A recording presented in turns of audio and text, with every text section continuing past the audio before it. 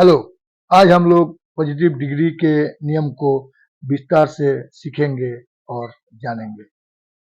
आसान है, 3 रूल्स को मानना पड़ता है।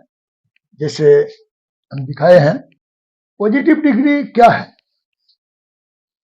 जब कोई वाक्य, जिस वाक्य में किसी व्यक्ति, वस्तु या स्थान का गुण या दोष को साधारण रूप से व्यक्त किया जाता है, तो ऐसे वाक्य को हम लोग पॉजिटिव डिग्री मानते हैं।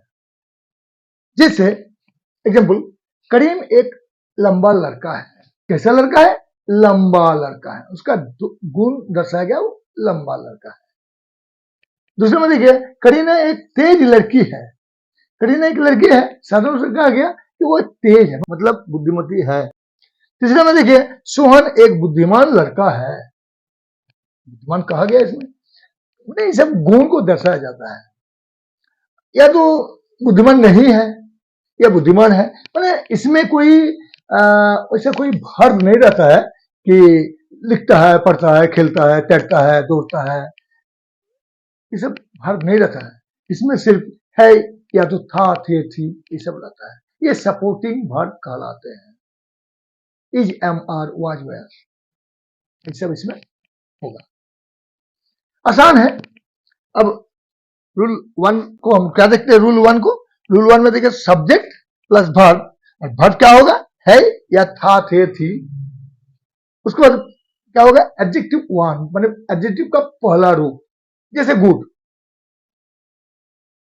जैसे सैड, जैसे टॉल होता है।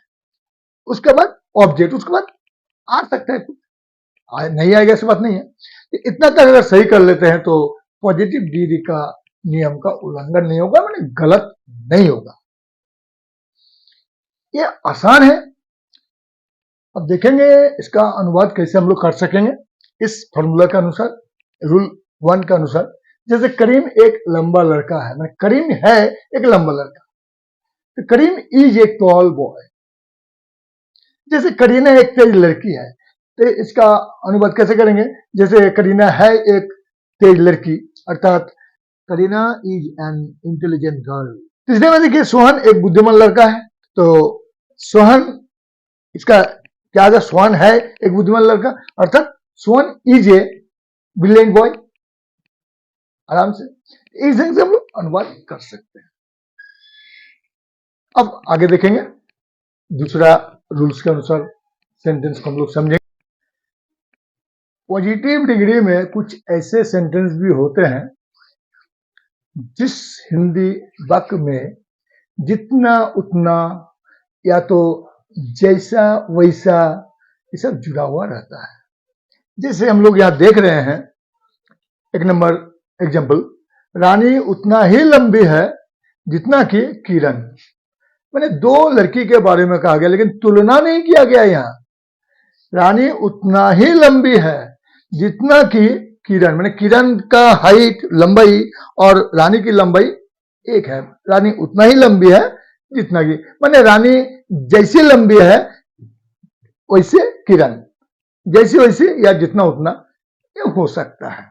कहने का तरीका अलग हो सकता है, लेकिन बात यही है, अर्थ यही है कि जितना उतना या तो जैसा वैसा। तो रानी उतना ही लंबी है जितना कि किरण, यानी रानी की लंबाई उतना ही है जितना कि किरण की लंबाई है। इसका मतलब यही हुआ। तो ये भी पॉजिटिव डिग्री का ही एक एग्जाम्पल है। अब ऐसे सेंटेंस को 2 रूप में हम लोग अनुवाद कर सकते हैं या करते हैं। अगर ये जैसे रानी उतना ही लंबी है जितना कि किरण, ये आपका एफर्मेटिव फॉर्म है। एफर्मेटिव मतलब इसमें नहीं या ना जुड़ा हुआ ना रहे। अगर ये इस सेंटेंस को ऐसे कहा जाए कि रानी उतना लंबी नहीं है जितना किरण, तो नेगेटिव बन गया। तो ये एफर्मेटिव सेंटेंस है, रानी उतना ही लंबी है जितना किरण। तो ये आपका रूल 2 में पहला एक रूल्स दिखाया है।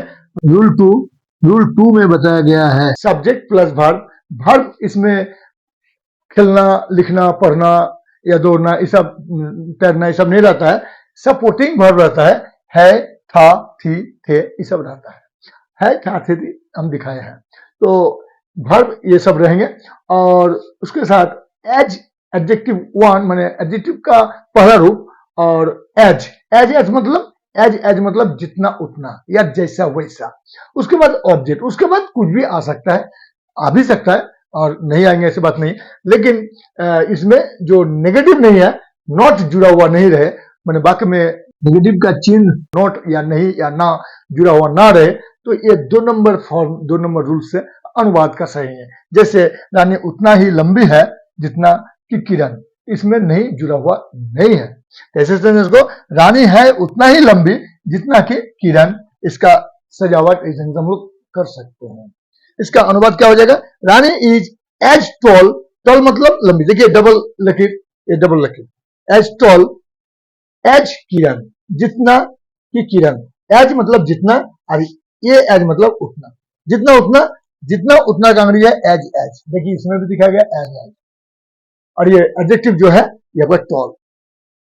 तो इस ढंग से हम लोग कर सकते हैं। अगर ऐसे सेंटेंस को कहा जाए रानी उतना लंबी नहीं है जितना कि किरण, तो फिर Rani is not so tall, is not so tall as Kiran या जो भी रहे। तो ये दूसरा एग्जाम्पल लेंगे, ये हम लोग पहला 2 नंबर रूल्स के अनुसार जो होता है तो हम लोग देखेंगे। एक एग्जाम्पल ही काफी है, इसमें ज्यादा जरूरत नहीं है। अब हम लोग नेगेटिव फॉर्म को सीखने के लिए और एक एग्जाम्पल देख लेंगे।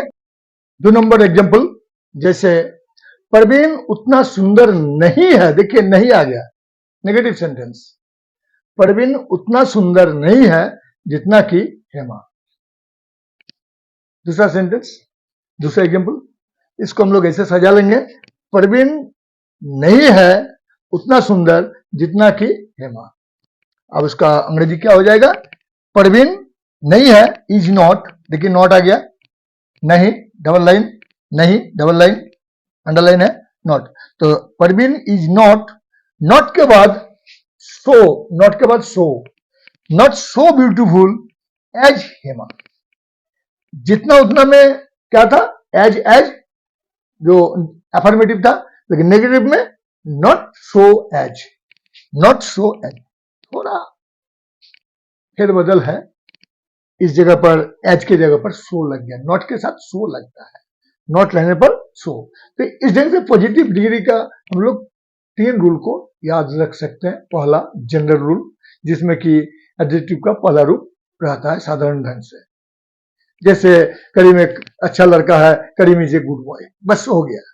लेकिन इसमें जितना उतना आ जाता है, अब जितना उतना में फिर अफर्मेटिव हो तो एज एज का यूज होता है, एडजेक्टिव वन इसमें भी आता है, एडजेक्टिव वन नहीं में भी आता है, एक ही, इस पॉजिटिव डिग्री में एडजेक्टिव का पहला रूप ही यूज किया जाता है।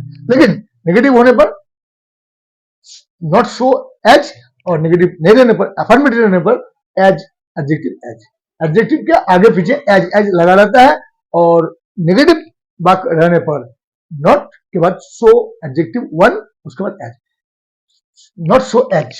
ये आपको थोड़ा ये सब याद रख के चलना होगा।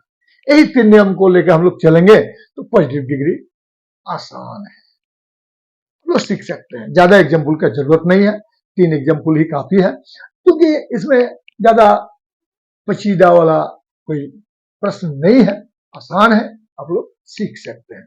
आज इतना ही।